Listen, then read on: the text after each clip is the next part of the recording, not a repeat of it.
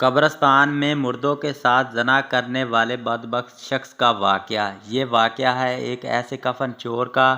جب علاقے میں کوئی جوان عورت فوت ہو جاتی تو یہ اس کی قبر کو ایسے موقع پر کھودتا کہ جب قبرستان میں کوئی موجود نہ ہوتا، اور اس کا کفن چوری بھی کرتا اور اس کے ساتھ بدکاری بھی کرتا۔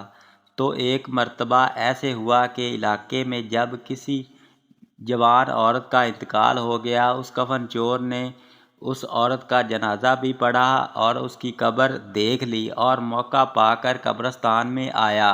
اور قبرستان میں آنے کے بعد یہ بدبخت کفن چور اس عورت کی قبر پر گیا اور قبر کے اوپر سے اس نے سبز ٹہنیاں ہٹانی شروع کر دی، کیونکہ قبر ابھی تک بالکل نئی بنی تھی آج ہی۔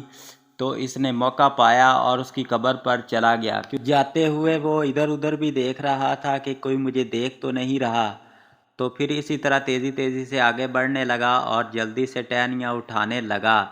پھر اس نے برے ارادے کے ساتھ اس جوان عورت کی قبر کو کھودنا شروع کر دیا تاکہ یہ کفن چوری بھی کر سکے اور اس کے ساتھ بدکاری بھی کر سکے۔ قبر کھودنے کے بعد جب اس جوان عورت کا کفن نظر آنے لگا تو اس کفن چور نے برے ارادے کے ساتھ اس کے کفن کے اوپر سے مٹی ہٹائی اور جلدی کرنے لگا تاکہ کوئی اسے دیکھ نہ لے۔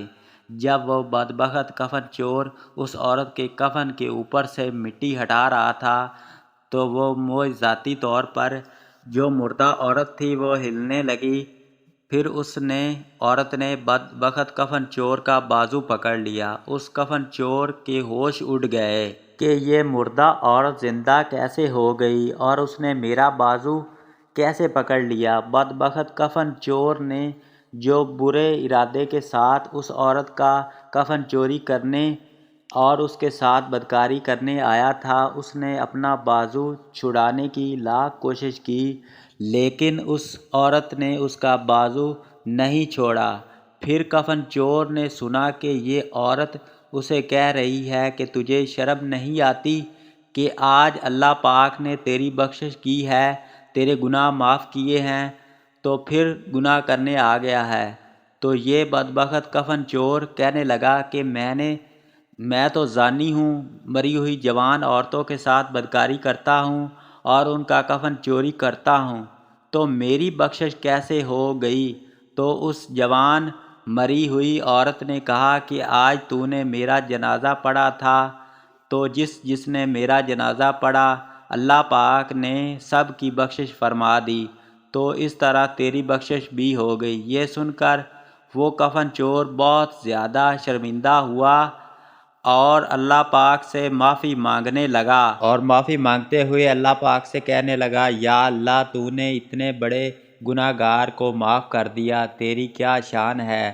تو اس نے سچے دل سے اللہ پاک سے توبہ کی اور معافی مانگی اور دوبارہ اس عورت کی قبر کو صحیح کرنا شروع کر دیا۔ اس نے کفن کے اوپر سے مٹی ڈالی اور اس کی قبر کو بند کیا اور وہاں سے چلا گیا۔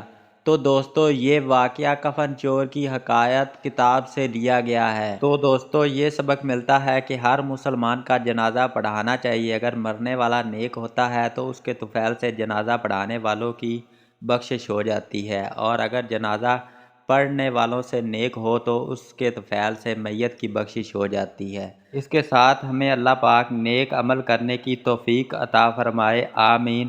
اگر ویڈیو اچھی لگی ہو تو ہمارے چینل کو ضرور سبسکرائب کریں۔ اس کے ساتھ ہمیں اجازت دیں، اللہ حافظ۔